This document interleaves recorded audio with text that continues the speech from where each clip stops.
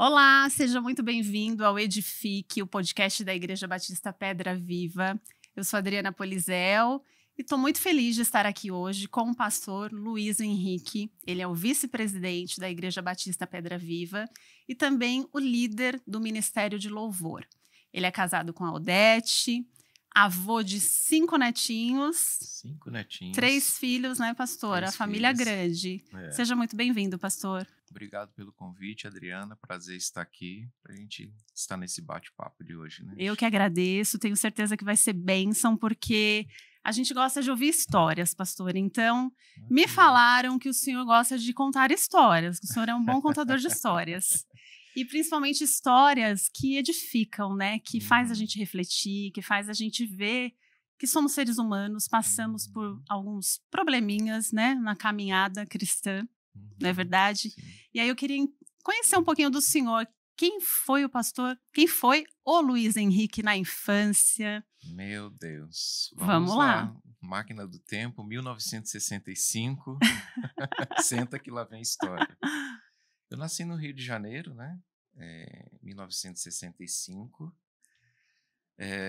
Uma época de uma sociedade muito diferente do que nós temos hoje, né? Uhum. Época que não tinha televisão em casa. É mesmo, não tinha televisão. Não tinha telefone. Nossa. Celular não era nenhum projeto. Uhum. E Nessa como que se época comunicava, aí, né? Pois é, por carta, né? Uhum. Por carta. Em 1965, como eu estava falando, né? Uma época de uma sociedade muito tradicional.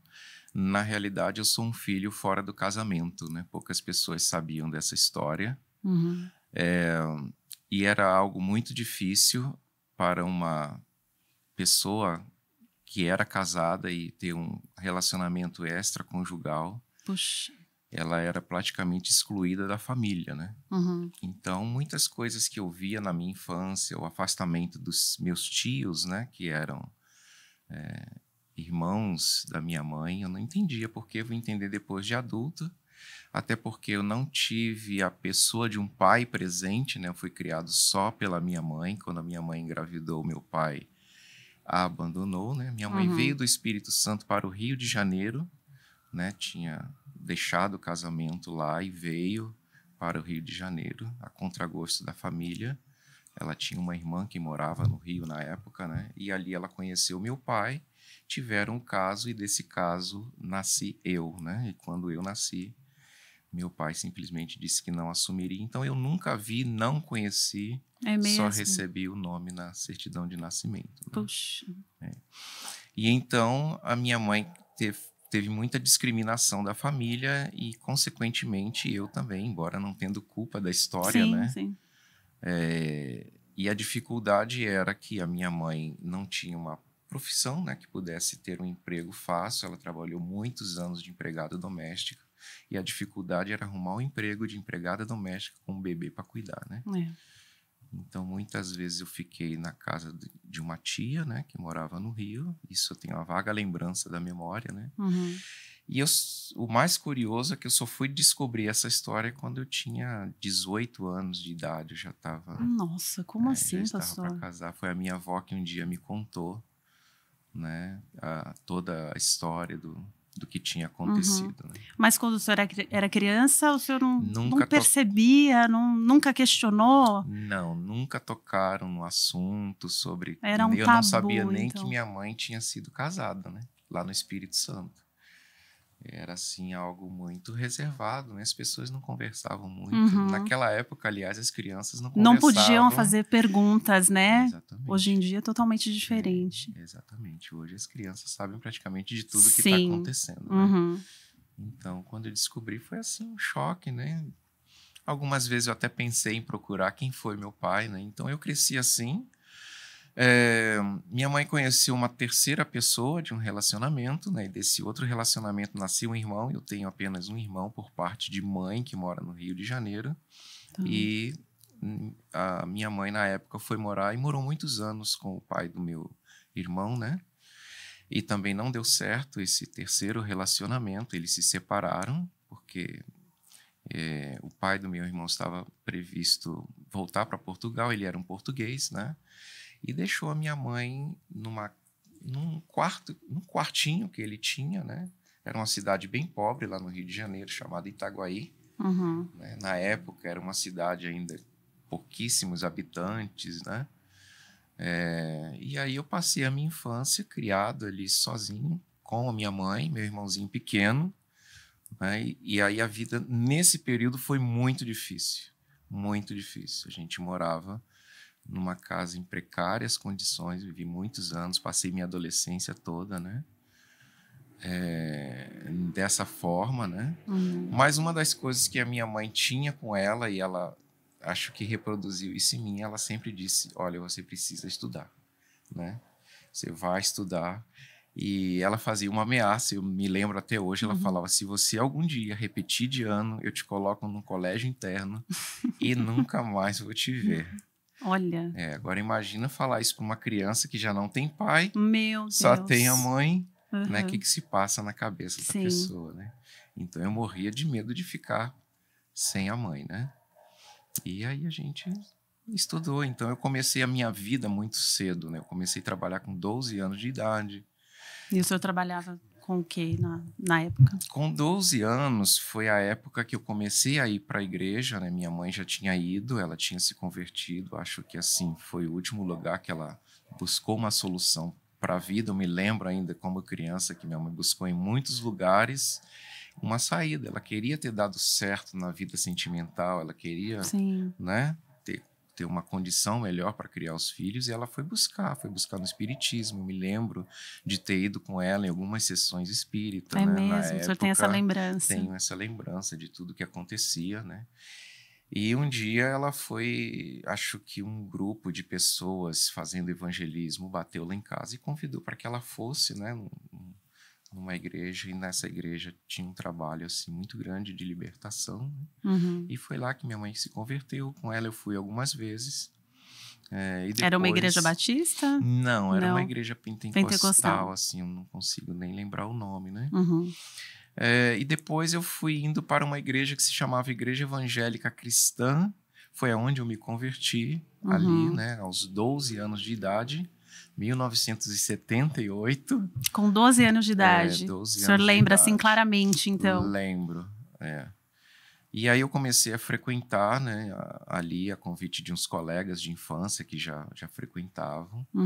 E então ali, acho que um dos membros da igreja, assim, talvez com muita dó de mim, vendo a necessidade, ele tinha uma oficina de carro, né, então ele me chamou para convidar com ele. E ninguém convidaria uma criança de 12, 13 anos para começar a trabalhar, né? Sim. Então foi um ato assim de, puxa, vou fazer alguma coisa para ajudar, né? Então eu ia lá para a oficina e comecei a trabalhar, né?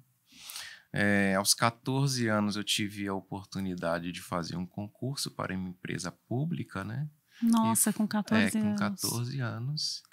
Era um projeto que na época o governo tinha das usinas nucleares brasileiras, né? Então eles tinham algumas fábricas no Rio de Janeiro, era uma empresa pública, e eles montavam uma escola dentro dessa empresa e eles faziam concurso nas escolas do município e os alunos aprovados iriam fazer um curso profissionalizante de 3 anos dentro da fábrica e depois, havendo oportunidade, seria efetivado ali, né? Então, com 14 anos eu entrei, já com carteira assinada, olha que legal. Que bênção. O senhor era estudioso mesmo, né? Inteligente, porque não deve ter sido fácil, né, para passar. Muito aplicado, assim, né? Eu fiz tudo muito, muito cedo, né? Eu terminei o colegial muito cedo. Não fiz faculdade na época porque era muito difícil, porque não é como hoje, né? Que você encontra em cada bairro praticamente um polo universitário. Na época não tinha, era só no centro do Rio, eu morava muito longe. Era mais de 40 quilômetros, né? Era inviável fazer. Eu não tinha condições de pagar mesmo, né? E nem sabia que tinha pública. E não tinha no meu círculo de convivência pessoas que tivessem nível universitário. Na época era muito raro você encontrar alguém, né? E aí o caminho era fazer escola técnica. Eu entrei na profissão metalúrgica, fui trabalhar em empresas durante muitos anos, né? Começando a vida cedo, eu acabei casando cedo, né? E era Com quantos anos? Com 18 anos. 18 anos. Minha filha nasceu, tinha 19. Nossa, pastor, foi tudo assim, muito rápido mesmo, né? Tudo muito rápido. Na nossa geração era comum isso, porque as igrejas, assim, ela fazia uma certa pressão que você não namorasse muito tempo, né? Não pode namorar muito tempo, Sim. Então começou a namorar e algumas igrejas eram mais rígidas ainda, eu me lembro. Falava, você tem 6 meses para ficar noivo e 6 meses para casar. Às vezes a pessoa mesmo? Não tinha preparo nenhum, que né? coisa! Mas o senhor acha que o senhor estava preparado? Não estava preparado nem para ser filho direito, quanto mais para ser pai, né? E falando dessa parte de paternidade, né? Que coisa, porque o senhor não teve isso, né? E como foi para o senhor ser pai? Pois é. O senhor aprendeu realmente na marra. Foi difícil, né? Minha esposa também nova, né? Apesar de que ela é 1 ano e meio mais velha do que eu. E ela não tem ainda, né, 9 irmãos, então ela tinha um pouco de tato assim para lidar com crianças, porque ela era mais velha, né? Os irmãos. E normalmente a filha mais velha cuidava do restante da turma. Mas eu não tinha experiência. O espelho que eu tinha eram as pessoas, membros da igreja, né, pastor da igreja, diáconos que tinham a família constituída, e a gente olhava, né, e tentava, fala assim, puxa vida, que família bonita, que tem uma família assim, né? Mas naquela época não tinha curso de casados para sempre, como nós temos, não tinha pastor de casais, como nós temos, né? Então hoje eu vejo que a igreja tem muita oportunidade de um casamento dar certo. Né? Então, assim, informação não falta, né? Informação não falta. Eu acho que em meio a possibilidades e no contexto que eu vivia, tinha tudo para dar errado, né? Sim. Sim. E falando da sua vida profissional, aí mais para frente o senhor conseguiu fazer uma faculdade? Eu vim fazer se formou em quê? A faculdade quando eu vim para São Paulo, né? Então vamos continuar um pouquinho essa história aí. Isso. Então eu me casei, nasceu a primeira filha logo em seguida, na sequência. 3 anos depois nasceu a Bruna, né? Minha primeira filha Beatriz, a segunda a Bruna. No ano que a minha filha nasceu, aliás, no mês que a minha filha nasceu, em janeiro de 87, foi o ano que a minha mãe faleceu. Minha mãe teve um acidente, no hospital, dentro do hospital, e ela faleceu. Poxa. Aí eu fiquei órfão aos 22 anos de idade, Nossa, né? Já não tinha mãe, já não tinha pai, os tios eram distantes, né? Então eu fiquei assim muito isolado sabe, o conceito de família para mim sempre foi muito difícil. Talvez isso possa ter até influenciado na questão de fazer amizade, de ter bom relacionamento com pessoas, né? A gente vinha aprender isso totalmente por causa da igreja, né? E aí como eu tinha feito curso profissionalizante, eu comecei a trabalhar muito cedo. Graças a Deus, aí em tudo eu vim olhando a mão de Deus, né? Quando eu terminei esse curso nessa empresa, a esperança era ficar lá, né? Porque era uma empresa do governo, mas não ficamos. Teve uma crise em final de 1982, e aí nós tivemos que sair da empresa, né? E depois ir para o mercado de trabalho. Mas a empresa era muito bem conceituada, então, graças a Deus, em todo o meu período profissional na área metalúrgica, eu não me lembro de ter ficado assim mais do que 30 dias desempregado. Puxa. Isso assim foi uma bênção, isso me trouxe assim uma fé muito grande na provisão de Deus, né? Sim. Então eu passei por todas as dificuldades que um casal sem estrutura passaria, né? Morei na casa do meu sogro, né? Porque foi eles que me acolheram nos primeiros dias do casamento, né? Depois a gente foi morar num quartinho de fundos, né? Já com minha filha recém-nascida. Tem histórias assim que marcam de coisas que a gente ouve, né? Que até ferem a gente, né? Durante a nossa caminhada a gente era inexperiente, né? Mas as pessoas olhavam para nós e falavam assim, puxa, coitado, né? 19, 20 anos, com uma filha para criar, né? Então, foi difícil essa jornada. E a sua mãe conseguiu ver um pedacinho da Beatriz? Um pouquinho. Chegou a ver, né? Ela tinha 2, 3 anos, né, quando ela faleceu só, mas não chegou a conhecer a Bruna, por exemplo, né, daí para frente. E aí eu fui tentando, é lógico, progredir na vida profissional, né, fui fazer um curso técnico, né, na realidade era o segundo curso técnico, né, fiz um técnico de usinagem, depois um técnico mecânico, que para mim a profissão era acima da média, era muito bem visto, muito bem requisitado, me abriu muitas portas, né? Eu trabalhei em muitas empresas de nome, muitas empresas multinacionais, até que em 1991 eu decidi vir para São Paulo, né? E aí tudo recomeçou. Mas e como que foi? Acordou e quero morar em São Paulo.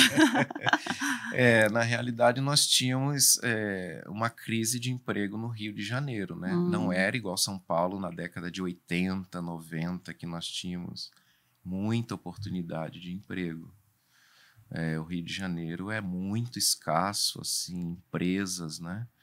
Então, o salário era muito baixo na época. E eu conheci uma pessoa que tinha trabalhado em São José dos Campos, inclusive na Embraer, e ele me despertou aquela curiosidade. Ele começou a falar, olha, em São Paulo é assim, tem muita oportunidade de emprego, o salário é tanto.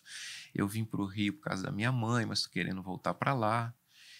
E aí eu descobri que uma das irmãs da minha mãe, minha tia, morava aqui em São Paulo, né? Embora eu só conhecia por carta, nunca tinha visto.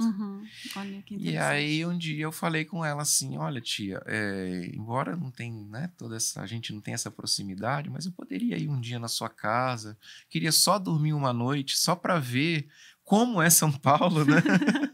Ver se tem mesmo essas oportunidades de emprego, né? E ela falou, não, você pode vir, né? Aí eu vim, ela morava aqui na região, aqui na Pedreira, né? Eu vim um dia para conhecer, né? E na época eu vi que realmente havia muitas oportunidades. Era uma época de crise, né? Crise na economia, e muitas empresas estavam demitindo. E acho que 6 meses depois que eu tinha vindo, ou ia fazer 1 ano ainda, eu fui demitido da empresa onde eu trabalhava na época no Rio de Janeiro. Era na White Martins, uma empresa multinacional muito conhecida, né? E nós morávamos de aluguel. Coincidiu que a demissão, e no mesmo mês o dono da casa que eu morava pediu a casa de volta. Puxa, então e aí você era a desempregado, hora certa. 2 filhas, né? E eu falei assim, vou para São Paulo. Sim, não tinha nem muito o que pensar, né? Aí, em janeiro de 1991, aí eu vim sozinho, né? Então, qual era a minha intenção? Era conseguir uma casa. E esse conseguir uma casa foi um milagre muito bacana, né? O primeiro episódio é que quando eu estava naquele processo de indenização, que você tem que ir na empresa, tal, e um desses dias que eu fui na empresa, eu estava na portaria aguardando, um funcionário da empresa, a White Martins tinha mais de 1.000 funcionários, né? E a gente não conhecia todo mundo. E eu estava ali aguardando. E aí chegou um rapaz, né? Que era a hora do almoço. E aí ele me viu na portaria, arrumadinho, e falou assim, você trabalhava aqui? Aí eu respondi para ele, sim, trabalhava. Então você foi nesse corte? Falei, fui, rapaz. Fui mais um, né? Falei assim, tem bastante gente para ir embora, tal. Aí a gente conversando, né? Mas... Aí eu falei para ele, puxa, mas eu estou confiando que Deus sempre faz um milagre, né? Ele perguntou, você é evangélico? Eu falei, sou da igreja presbiteriana na época, né? Aí ele falou assim para mim, olha, Deus está mandando eu te dizer uma coisa. Busque primeiro o reino de Deus e a sua justiça, e as outras coisas vão ser acrescentadas. Mateus 6:22. Eu fiquei com aquele versículo, né? Legal. Eu falei, puxa, legal, obrigado, né? E na semana seguinte eu vim para São Paulo em busca de se eu conseguia alugar uma casa. Parecia irônico, né? Eu desempregado, vindo do Rio de Janeiro, tentando alugar uma casa. E aí eu me lembro que eu desci aqui na Avenida Sabará e vim percorrendo todas as imobiliárias e contando a minha história. Olha, eu sou fresador, né? Nossa, estou desempregado, estou vindo do Rio de Janeiro. Mas o senhor veio para esse bairro por conta da sua tia, que morava na região. Na região, porque eu dormia na casa dela, né? E aí ela me apresentou a Sabará, me apresentou Santo Amaro, falou, vai em Santo Amaro, que lá tem, né, lá onde ficam as agências de emprego. Mas eu estava mais preocupado com a moradia do que com o emprego, que emprego eu vi que na época era muito fácil, né? E aí eu andei até subir toda a estrada de Alvarenga, eu já estava cansado e ninguém, lógico, fala assim, não, todo mundo falava a mesma resposta, não posso te alugar, você precisa ter um fiador, você precisa ter, né, uma garantia, né? E aí, na última imobiliária que eu entrei, contei a mesma história, o dono me ouviu. Aí ele perguntou assim para mim, mas você está desempregado, e se você não arrumar emprego? Que garantia você me dá que você vai conseguir pagar o seu aluguel? Aí eu respondi para ele assim, olha, a única garantia que eu tenho é que o meu Deus não vai me deixar desamparado. Aí ele olhou para mim assim, bem nos meus olhos, e falou assim, você é evangélico? Eu falei, sim, sou. Ele perguntou de que igreja? Eu sou da igreja presbiteriana, na época eu era presbiteriana, né? Aí ele estendeu a mão assim para mim e falou assim, paz do Senhor, irmão. Eu falei assim, nossa, que susto. Ele falou assim, eu também sou cristão e eu vou fazer o seguinte, eu tenho uma casa que é minha, ele era o dono da imobiliária. Eu tenho uma casa, essa casa é minha, está 6 meses parada e eu não consegui vender. E eu vou deixar você morar nessa casa até você se estabilizar aqui com a sua família. Que milagre, meu Deus. Aí, e era aqui próximo daqui da nossa região, né? Então, aí eu vim, né, assim, puxa, assim, confiante, né, na provisão de Deus, que era Deus que estava à frente. Aí eu não tem medo, né? Meu Você Deus, vem confiante. Com certeza. Aí peguei todas as coisas, botei em cima de um caminhão, avisei a minha família e ninguém acreditava que eu viria para São Paulo, né? Porque ninguém da família tinha feito isso, né? Nenhum conhecido tinha feito essa mudança, assim. Todo o nosso ciclo de relacionamento era a primeira pessoa conhecida do bairro que estava mudando. Aí eu falo para os meninos hoje o pessoal quer morar no exterior, estudar no exterior, né? Há 40 anos atrás, todo mundo queria vir para São Paulo. É verdade, era o sonho de consumo, né? Era o sonho. E aí o senhor conseguiu um emprego? Aí cheguei no final de semana, né? Descarreguei o caminhão no domingo, no sábado. Na segunda-feira, fui para Santo Amaro, na época eram as páginas amarelas, jornalzinho de emprego tradicional da capital. Aí vi ali uma empresa e já fui na mesma semana. Já fiz um teste, fiz entrevista e fui admitido para começar na sexta-feira daquela semana. Nossa, que bênção. Então eu vi assim muito cuidado de Deus sobre, né, todas essas coisas. E aí comecei a trabalhar, estava com 45 dias aqui na cidade, né? Ainda com todo o jeito carioca, né? O pessoal me zoava muito. E o sotaque foi embora, né? Agora foi, mas na época, nossa, o pessoal pegava muito no meu pé, né? Mas é um episódio importante também. E aí chegamos, naquele final de semana, era um sábado, né? Aí no domingo a gente ainda ficou ajeitando a casa. Naquela semana eu fui atrás de emprego, na sexta eu levei os documentos, e naquele final de semana eu falei, vamos procurar uma igreja, né, pra gente ir pelo menos assistir o culto, né? E aí procurei, andei no bairro e tal, aí achei uma igreja, entramos, sentamos, estou lá quietinho no culto, né, sentadinho lá como visitante, não conhecia ninguém, lógico. E aí o culto está acontecendo e de repente uma irmã vai lá na frente, pede oportunidade pro pastor. Naquela época dava-se oportunidade. Hoje cantar, já não existe muito, né? E aí ela pega o microfone e fala assim, com essas palavras, Adriana, eu estava ali no banco, o Espírito Santo está me incomodando para mim vir aqui à frente e fazer só uma leitura, e Deus disse que essa pessoa vai entender. Aí ela abriu a Bíblia, Mateus 6:22. Busque primeiro o reino de Deus, meu Deus, e a sua justiça, e todas as coisas vão ser acrescentadas. Que coisa linda. Aí eu chorei. Que coisa linda. Então eu vi ali o cuidado de Deus e a confirmação de que Deus estava à frente, né? Como Deus, ele é carinhoso com a gente, né? Que coisa linda, pastor. Ele faz entender perfeitamente que as coisas estão acontecendo. Sim, foi uma confirmação, né? E aí, era a Igreja Batista Pedra Viva? Ainda não era. Não era. Não era a Igreja Batista Pedra Viva. Aí depois, a Igreja Batista veio, acho que 30 dias depois que a gente começou a ver, né? E eu tinha muita vontade de frequentar a Igreja Batista, ser membro da Igreja Batista. Que eu tinha alguns colegas que eram da Igreja Batista, eles sempre falavam bem, né, da organização da igreja. Embora presbiteriano também é uma excelente igreja, né? Sim, sim. Mas o senhor não era tão tradicional, então o senhor sentia algo... Não, eu já era... A presbiteriana lá no Rio já era uma igreja avivada. Ah, tá. Já era avivada. Então eu procurei, e aí tinha a Pedra Viva na época, a placa da igreja era Igreja Batista Renovada. O pastor Miguel, na época, colocou essa, assim, a placa da igreja. Que assim, foi o fundador, né, da igreja. Exatamente, né? Porque era uma igreja que estava iniciando um processo de renovação, né? E o nome Renovada chamava muita atenção para quem queria estar numa igreja batista, porém já, né, dentro da renovação espiritual, né, não mais aquela tradicional.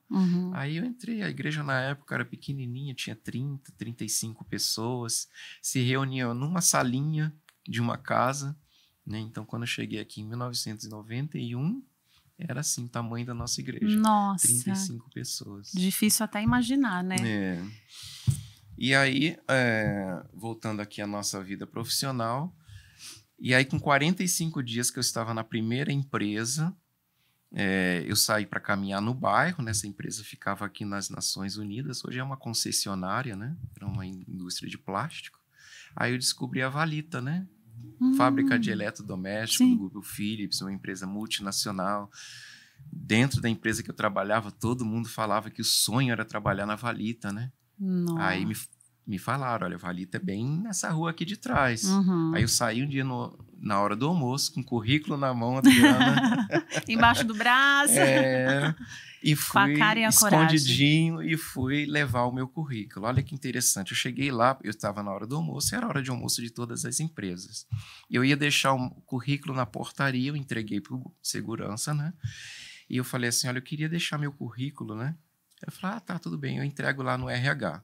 Eu ia saindo da portaria. Quando eu cheguei na portaria, eu vi audivelmente uma voz falando assim, espera um pouco e diz que você quer falar com a pessoa do RH. Meu Espírito Santo. Aí tá bom. Aí eu voltei e falei, eu poderia esperar, eu queria entregar pessoalmente. Aí ele me devolveu o currículo, tá bom, eles vão voltar do almoço daqui a 20 minutos.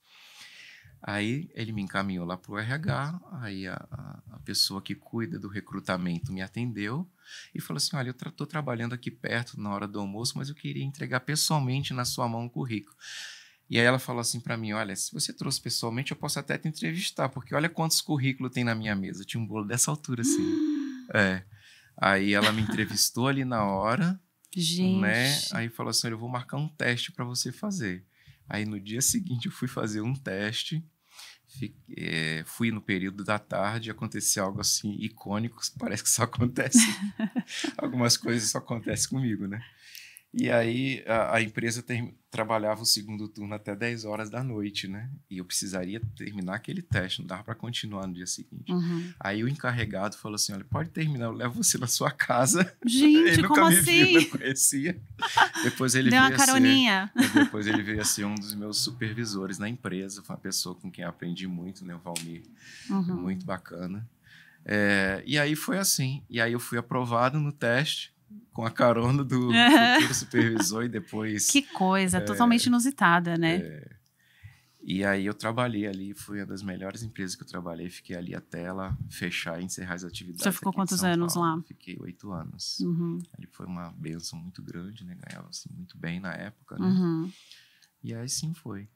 E aí depois... Aí em São Paulo que eu fui fazer faculdade, né? Mas alguns anos depois... E o senhor se formou em quê? Eu fiz gestão de empresas, né? Porque na época eu já tinha passado em algumas empresas, né? E já estava com uma responsabilidade de tomar conta de um departamento, né? Eu falei, eu preciso fazer uma faculdade, porque... Sim. Né? E aí eu fiz...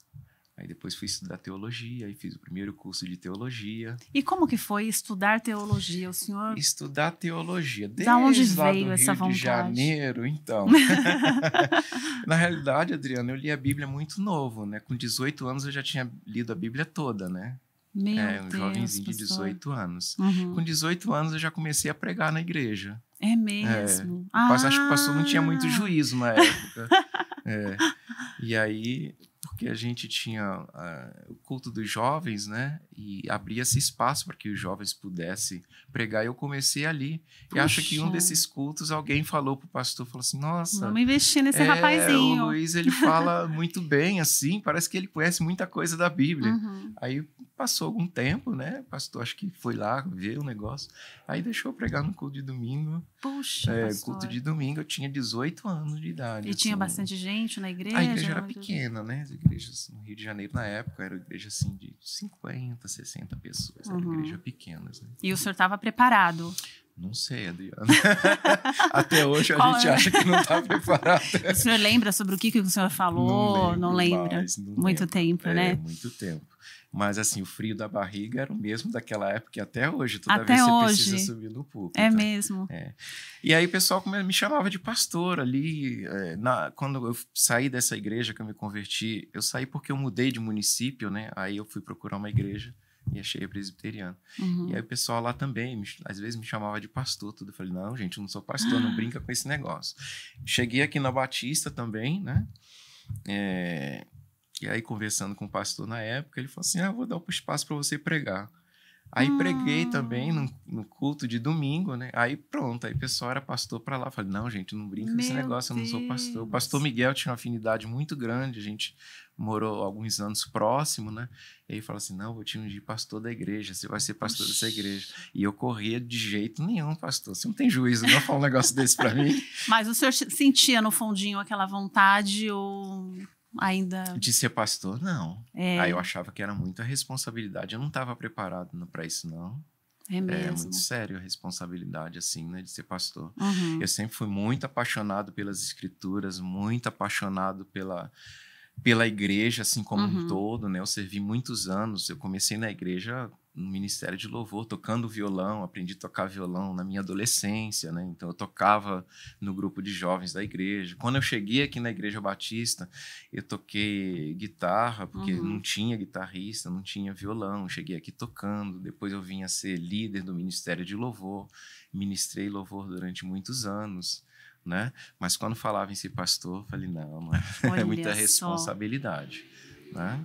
E como que foi essa transição aí do profissional? Então, aí o pastor Dimas, né? O pastor Miguel estava saindo aqui da nossa igreja, né? Porque ele já estava com muita idade, já estava assim, na hora de se aposentar mesmo, né? Ele queria sair de São Paulo, queria viver uma velhice tranquila, né? E estava passando a igreja e passou para o pastor Dimas, que é o nosso pastor atual, né?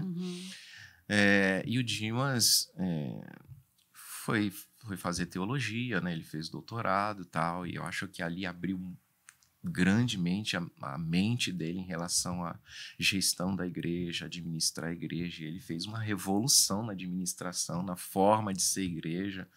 Perdeu muitos membros, né? Porque toda mudança traz resistência. E ele teve muita resistência no início do ministério, né? E foi até uma época que eu saí um pouco da Batista, fiquei 2 anos fora, exatamente por causa dessa turbulência toda, assim, né? Isso na final dos anos 90, né? E aí, em 2003, o Dimas sentou comigo e falou assim, eu preciso de pessoas que possam abraçar o projeto que a gente precisa implantar na igreja e precisam ser pessoas crentes, apaixonados por Jesus, apaixonados pelas escrituras, que saibam que vão conseguir trabalhar em equipe, porque a gente vai trabalhar para essa igreja crescer.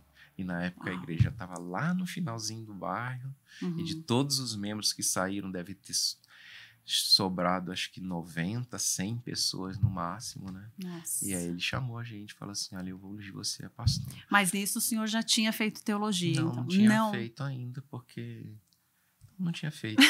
Porque não tinha Mas aí feito. o senhor foi ungido pastor, então, sem ter feito teologia. Era um pastor local, né? Aí, imediatamente após a unção, em 2004, aí eu fui fazer o bacharel de teologia, meu primeiro curso. Tá. Né? Porque aí vem a responsabilidade, né? Sim. E aí, quanto mais a gente estuda, mais a gente percebe que a gente não sabia nada, né? Uhum. E aí, em 2004, dezembro de 2004, fui eu, pastor Hugo e a pastora Cristiane. Fomos ungidos a pastor local da igreja, né? Uhum. E aí, fomos estudar, né? O Hugo, eu, a Cristiane. E aí, quando eu me formei, aí fui fazer todos os apontamentos, a sindicância da nossa convenção batista, né, para poder ser um pastor aprovado e aceito pela convenção, né? Tá. E hoje o senhor é pastor vice-presidente Hoje da eu sou Pedra pastor, Viva. vice-presidente, cheguei aqui, me colocaram nesse quadro, acho que não tinha outro melhor. E o que faz um pastor vice-presidente, pastor O Luiz? pastor vice-presidente é igual...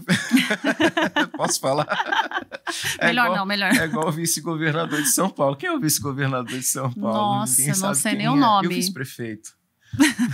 Não, mas não é o seu caso, tenho certeza. Não, não é. A gente é bem tranquilo em relação a isso. A gente não tem problema com títulos, né? Uhum.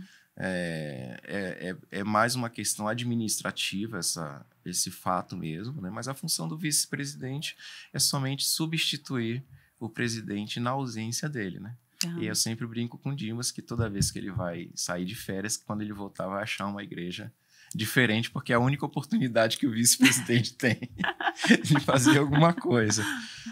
Então é assim, mas é tranquilo. E aí a gente foi sentindo a responsabilidade aumentando, né? Porque o Dimas tinha muito desafio, ele vinha de um curso assim fantástico, né? Ele teve contatos com materiais fantásticos durante o doutorado e o Dimas foi para a gente assim sempre um incentivador de buscar estudar, de buscar se aprofundar naquilo que faz, né? Foi por isso que nós fomos incentivados a também fazer o doutorado, né? Você fez também, então? Fiz também, estou agora nesse ano só esperando o chamado para defender a tese. E qual que é o tema? Meu tema? Será que eu posso falar? Ai, não sei.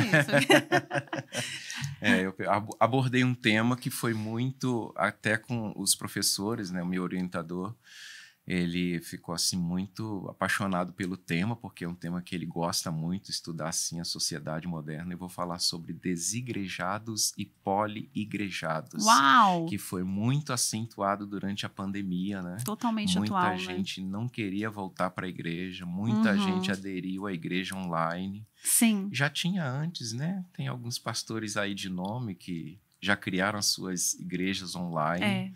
Então, são pessoas que amam a Cristo. Se você perguntar, ele diz que é evangélico, só que eles não querem vínculo com a igreja local, sabe? É um membro do corpo que vive assim, sabe? A deriva, assim, sim, separado de todo mundo, né? Então, não tem compromisso, não tem comprometimento. Então, o porquê desse público? Como surgiu, né? E muitos deles são pessoas que foram feridas, decepcionadas dentro da igreja. Então, tem uma explicação, então. Tem um fundo aí nisso tudo, né? O que as igrejas vieram ensinando, principalmente a partir da década de 90, né? Muitas igrejas, por exemplo, substituíram a escola bíblica por culto. A igreja parou de ensinar o evangelho, tanto para crianças quanto para adultos, né? No início da década de 90, começou a surgir muitas comunidades evangélicas, houve muitas igrejas independentes, né? Desligadas de uma convenção. O que significa ser desligado de uma convenção? Você não precisa prestar conta para ninguém. Sim, você faz o que dá na cabeça, você sai aqui, né? Eu sou ungido pastor aqui, e abro a minha denominação, né? E vou fazer ali criar ali o meu império. Sim. Né? Você não está ligado a ninguém, né? E muitas pessoas, assim, muitas igrejas, na realidade, muitos pastores, né? Aboliram, nessa época, a escola bíblica, né? A famosa escola bíblica. Sim. E para crianças. Então, a gente teve uma geração ou duas gerações com conhecimento muito raso das escrituras. Ainda hoje a gente conversa com algumas pessoas na igreja e a gente percebe que o conhecimento básico assim de personagens bíblicos eles não conseguem colocar numa ordem cronológica. Que coisa, Imagina né? se a gente for falar de assuntos mais profundos da Bíblia, sim. né? Uma pena, né? Porque é tão importante, né, para a criança. Eu vejo, né, a igreja Batista Pedra Viva tem um trabalho tão lindo com as crianças, né? Desde pequenininhas até a adolescência, já preparando para o batismo, quanto é importante, né? A nossa igreja, mesmo quando nós passamos por todo o processo de mudanças, de construção, o único ministério, departamento que nós que não parou, né? não paramos foi o ministério infantil, sim. né? Muitas vezes nós pegávamos espaço emprestado, espaço alugado para manter as crianças ali funcionando, porque a gente acredita que a criança de hoje com certeza, vai ser o músico de amanhã, vai ser o professor de amanhã, vai ser o pastor de amanhã. Sim. E com a pandemia, né? Não só a Pedra Viva perdeu muita gente, outras denominações. Houve uma rotatividade, né? O que aconteceu com a nossa igreja? Nós só fechamos mesmo quando o governo disse que não poderia ter atividade, né? E foi um desafio muito grande para nós. Transmitir o culto online, a gente não tinha a preparação suficiente, né? E Deus foi enviando pessoas, primeiramente, pessoas capacitadas, profissionais da área, né? Para desenvolver isso na nossa igreja, né, para poder continuar. E sempre que era possível abrir com distanciamento, a gente abriu a igreja com distanciamento, a gente abria com 30% da capacidade, mas não paramos, né? Não fechou as portas. Não fechou. Fomos criticados por alguns membros da igreja, a gente sabe, porque, né, nossa, mas como é que vai abrir no meio de uma pandemia? E se alguém pegar Covid? Se alguém morrer? Né? Mas nós entendemos que era uma época que as pessoas mais precisariam estar num lugar para ter um apoio espiritual. É verdade. E não há lugar melhor do que esse ainda, do que a igreja. É verdade, pastor. Então nós mantemos a igreja aberta, tomamos todas as precauções, né? Fomos orientados por profissionais da saúde que a gente tem, qual a melhor precaução que a gente poderia ter para oferecer segurança. Então, quem vinha se sentia seguro, né? E nessa época, muita gente deixou de vir na igreja.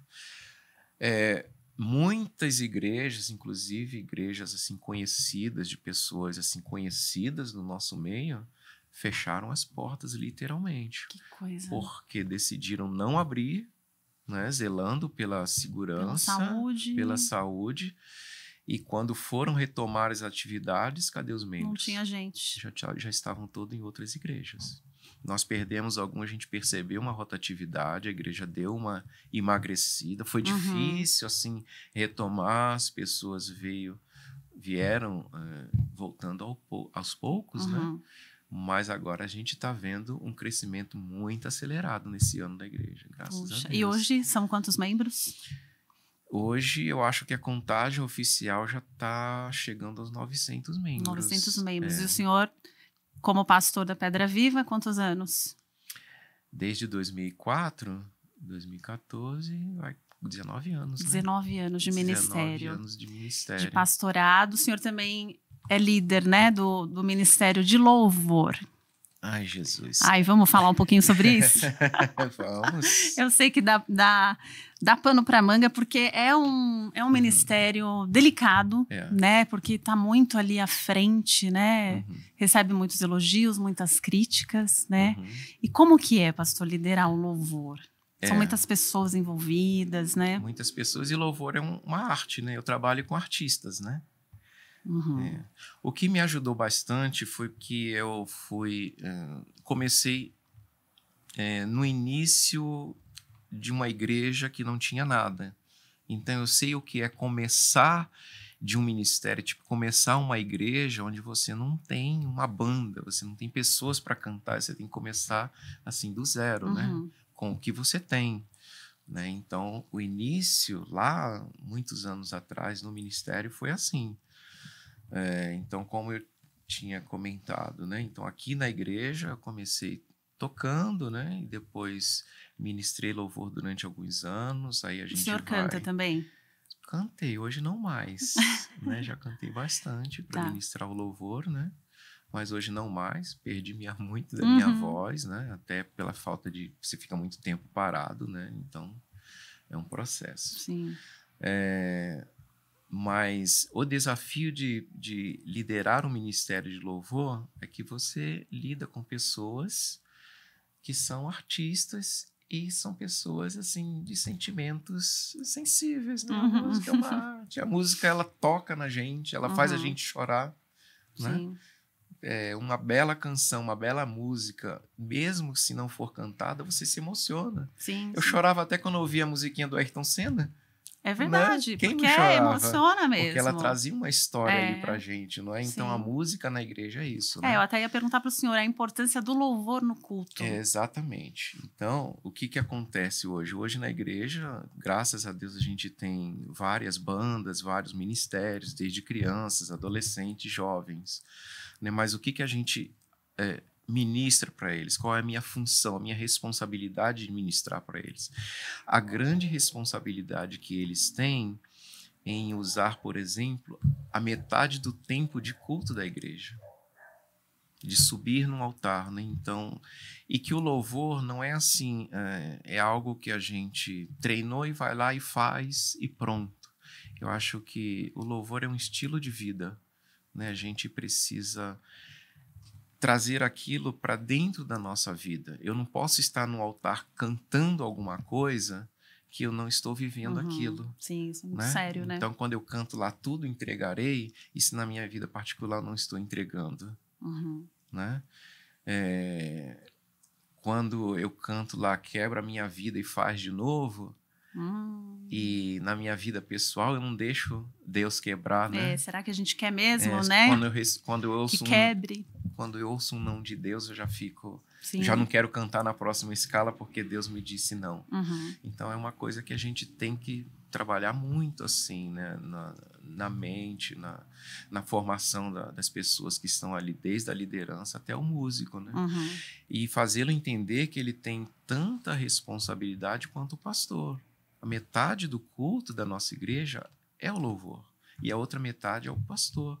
Então, a gente, da mesma forma como o pastor precisa trabalhar, precisa estudar, né, trabalhar a sua mensagem, né, pegar tudo aquilo que ele viu e trazer de uma forma que as pessoas possam entender, quem está ministrando louvor, da mesma forma, precisa ter um nível de estudo, um nível de preparo. Sim. E saber envolver a igreja nisso tudo, né? Saber escolher as músicas certas, né? Como é que se escolhe? Desculpa, interrompi o senhor. O senhor vê muita diferença das músicas de tempos atrás para as músicas de hoje? Um pouquinho. Porque eu vejo que hoje tem muita repetição, né, pastor? Yeah. Vamos ser sinceros. Repetição. De cor, da frases, e fica aquela... Não vou nem citar a música aqui para não comprometer, mas... eu tenho 40 anos. Então, assim, eu tenho grupos musicais que... Vencedores por Cristo, Grupo Logos, com letras tão profundas, né? E hoje eu vejo que surgiram muitas músicas que não falam muita coisa, não tem uma profundidade. O senhor percebe isso também? Claramente, porque na época da minha conversão não tinha esse lado profissionalismo da música evangélica. Existiam as pessoas que cantavam na igreja, aprenderam ali e usavam aquilo totalmente para o louvor, para a adoração, Sim. para o culto, né? Depois se tornou uma profissão e onde as pessoas começaram a viver disso, né? Sim. Então, a diferença da época que eu me converti, usava-se inário. Você usou inário? Sim, inário. Poxa, faz muito tempo que eu não canto um hino. Já tinha as músicas tradicionais para começar o culto, de apelo, né? Mas com letras lindas também, né? Qual era a diferença, Adriana? As músicas escritas naqueles inários, elas trazem ainda, né, uma história de vida, o testemunho de alguém, sabe? Tinha sempre uma história ali por trás, a história de uma conversão, a história de alguém que estava perdido e voltou. Hoje, muitas músicas, até que a gente canta na igreja, ela tem simplesmente um cunho para vender. As músicas são feitas para vender. O que o povo quer ouvir? Então, coloca-se aquilo e cria-se uma letra. Tem letras cantadas na igreja que não falam de Deus. Você pode cantar aquela música para o seu marido que combina. Vai ser como se fosse para ele. Né?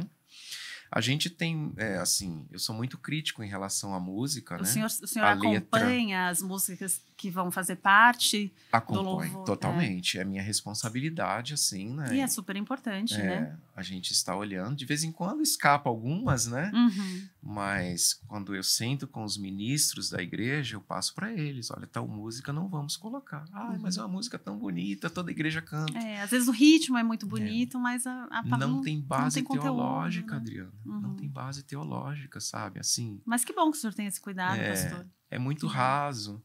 Eu penso assim: a igreja é de Cristo.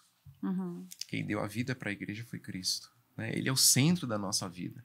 Então, ele precisa estar no centro da mensagem que o pastor está pregando Uhum. e precisa estar no centro da música que está sendo cantada no culto, né? Então, se a gente tira Cristo do centro e começa a colocar música para agradar para a plateia, a gente não está fazendo louvor, a gente está fazendo certo. show. Tá certo, pastor, tá certo. Eu vejo que o senhor é emotivo, isso é muito bom. Nas suas pregações também, o senhor sempre procura trazer verdade, trazer, né, a sua realidade. E eu sei que o senhor agora está trabalhando em cima do livro de Gênesis. Uhum. Puxa, o que o senhor tem para falar para a gente desse trabalho, escola bíblica? Nós resgatamos na nossa igreja a escola bíblica para adultos, né? Então, você que não frequentou ainda uma escola bíblica, você não sabe que está perdendo uma oportunidade muito grande que você tem de sentar numa sala de aula, abrir o livro e perguntar, ouvir, esclarecer as dúvidas, né? Uhum. Colocamos o nome intitulamos Academia Bíblica, né? Porque o nosso objetivo é estudar de Gênesis a Apocalipse, né? Lógico que a gente vai fazer de uma forma mais objetiva, senão seria muitos anos, né? Diferente da escola bíblica dos modelos passados, né? Que a gente ia para a escola bíblica e entrava como adolescente, ia para a juventude, casava, se tornava adulto e nunca se formava. Aí passava-se os anos, a revista era a mesma, né? Sim. Então a gente fez um planejamento para ter começo e final, né? Uhum. Então a gente pretende ali dar todo esse estudo das escrituras e começamos por Gênesis, né? Então o desafio que a gente está abordando um tema fora do tradicionalismo que a gente costuma, né? Então a gente trouxe para dentro da sala de aula da igreja abordagens científicas. Olha, né? Que legal. O que a Bíblia diz, o que a ciência diz? Será que os dois podem andar de mão dadas? Ou será que há uma contradição ali, né? Será que a Bíblia, no seu relato da criação, por exemplo, deixa dúvidas? Né? Então a gente traz isso, assim, os alunos ficam maravilhados. Eu imagino, né? Porque é um livro incrível, relatos, né? Muito denso, né? Algumas perguntas assim que a gente faz, as pessoas não têm resposta de imediato, né? Por exemplo, no primeiro dia da sala de aula, eu perguntei assim, quem escreveu o livro de Gênesis? Aí todo mundo fala, foi Moisés. Aí eu falo, como é que Moisés escreveu o livro de Gênesis 1500 anos depois? Será que ele psicografou esse livro? Ou Deus foi ditando, ele foi? Como é que chegou a todas as informações até Moisés? Né? São perguntas assim, curioso, né? E aí, quem escreveu, pastor? Fala pra gente. Moisés mesmo. É um consenso comum que foi Moisés, né? Aí tem todo um processo aí que eu não vou falar aqui. Tem toda uma discussão, não vai dar spoiler. Não vou dar spoiler da aula, senão os alunos não vão, né? No próximo módulo que a gente vai iniciar. Mas são abordagens, assim, curiosas, né? Porque há uma pesquisa nos Estados Unidos, por um instituto muito sério, que diz que a maioria dos jovens, quando chega na faculdade, eles abandonam a fé e deixam de ir na igreja, porque eles são confrontados com a doutrina do criacionismo, né? A doutrina do criacionismo é que a Terra tem 6.000 anos de existência, que Adão foi o primeiro homem a ser formado, etc. E quando a ciência consegue comprovar ali que o homem já está na Terra há muito mais de 6.000 anos, e os professores intencionalmente falam, a Bíblia que você acredita está errada. Se ela tem um erro já no começo, você vai acreditar no resto da história? sabe? Então Deus, isso coisa gera um diabólica, né? conflito. Eu já ouvi muitos jovens da nossa igreja, nesse período de faculdade, a começar pelos meus filhos quando entraram na faculdade. Eu tive que explicar a Gênesis para eles, né? Como é que era isso, né? O que aconteceu aqui? Porque o professor fala assim, Sim. né? Então, essa pesquisa é real. Eu trago essa pesquisa na sala de aula, mostrando, olha, isso daqui, gente, é uma abordagem que, se os pais não tiverem respostas, os jovens vão balancear na fé. É verdade, é verdade. Né? Então, a importância de se conhecer as escrituras, né? Uhum. E isso a igreja, né? Há muito tempo, muitas igrejas, infelizmente, aboliram. Não deram relevância para isso. Né? Porque algumas não têm estrutura, né? Não tem umas salas, outras não têm professores. Né? Só que como será que essa geração de crentes, de pessoas, consegue ter um relacionamento com Deus que eles pouco conhecem? É verdade. Acredita em tudo que o pastor fala. Sim. E se o pastor colocar algumas heresias assim no meio? Não vai nem perceber, Não vai nem né? perceber. Se não tiver o conhecimento. E o senhor prefere mais essa parte de estudo bíblico do que pregar, do que estar no púlpito? Eu gosto das duas coisas. São dois momentos diferentes, né? Mas eu acho que um é atrelado porque os dois lhe obrigam a estudar muito, né? E estudar é legal, porque você vai descobrindo as coisas, né? O desafio de pregar é que você tem que pegar aquilo tudo, coloca no zip e coloca para a igreja. Sim. Né? Dentro da sala de aula, não. Você tira do zip, abre todos os arquivos e vai dando um por um. E tem que estar preparado para as perguntas, né? Os questionamentos. Isso aqui é desafiador, né? Mas eu amo fazer os dois, da mesma forma que eu amo louvor, a música na igreja. Eu ouço música da igreja desde os meus 12 anos da idade. Hoje eu estou com 57. Então, são mais de 40 anos aí nessa jornada e eu choro até hoje no momento de louvor da igreja. Sim. Às vezes ouvindo músicas, né? Que já ouvi muitas vezes por várias pessoas, até pelo quem gravou a música, né? Mas a gente ouve aqui a nossa banda cantar, nosso ministro de louvor cantar e eu me emociono. Não tem como não ser tocado, né, pastor? Né? Sim. Ai, pastor, olha, que bate-papo bom. Porém, antes de encerrarmos, eu gostaria que o senhor deixasse uma mensagem para quem está nos ouvindo, aquilo que vier ao seu coração. Né? O senhor é tão calmo, tão calminho. Eu posso dizer assim, né? Não importa como tem sido a sua vida passada, o que foi escrito no seu passado, as lutas que você enfrentou, os traumas que você trouxe da sua infância, da sua adolescência, se a sua vida foi disfuncional, se a sua vida é disfuncional ainda hoje, o que eu posso dizer é o seguinte: em Cristo você tem a esperança de ter uma mudança radical na sua vida, você encontra uma direção, você encontra o caminho. Eu acho que Deus ama todas as pessoas de igual forma, e cabe nós a decisão, né, de escolher caminhar ao lado dele ou caminhar com os nossos próprios pés, né?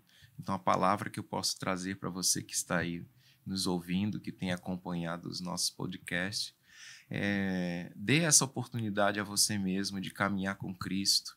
E você que um dia já caminhou e por algum motivo esfriou, saiu da igreja, se decepcionou com alguém, se decepcionou com a doutrina, dê-se a oportunidade de retornar, né? Procure uma igreja séria, uma igreja bíblica, uma igreja que está centrada na pessoa de Cristo, que você vai ver que a sua vida vai ser totalmente transformada. Eu acho que essa é a melhor mensagem que a gente pode deixar, né, Adriana? Amém, pastor. Eu tenho certeza que você foi edificado. Então, por favor, curte o nosso vídeo, comenta aquilo que mais te tocou. A gente conseguiu falar sobre tantas coisas. Compartilha com a gente também, porque você escrevendo, a gente também é edificado, né, pastor? É tão bom a gente receber um retorno, né? E eu agradeço muito, pastor, que Deus continue te abençoando, o seu ministério, a sua vida. Amém. Parabéns por Adriana. ter chegado aonde o senhor chegou. Que Deus continue te sustentando. Foi tudo graça de Deus, bênção de Deus. Sim, Eu agradeço sim. pelo convite de estar aqui contando um pouco da nossa história, né? E estar aqui com você. Parabéns pelo trabalho que você tem Obrigada, desenvolvido. pastor. Obrigada. E vamos em frente. É isso aí. Né? Então, até lá, gente. Até o próximo episódio do Edifique. Até lá.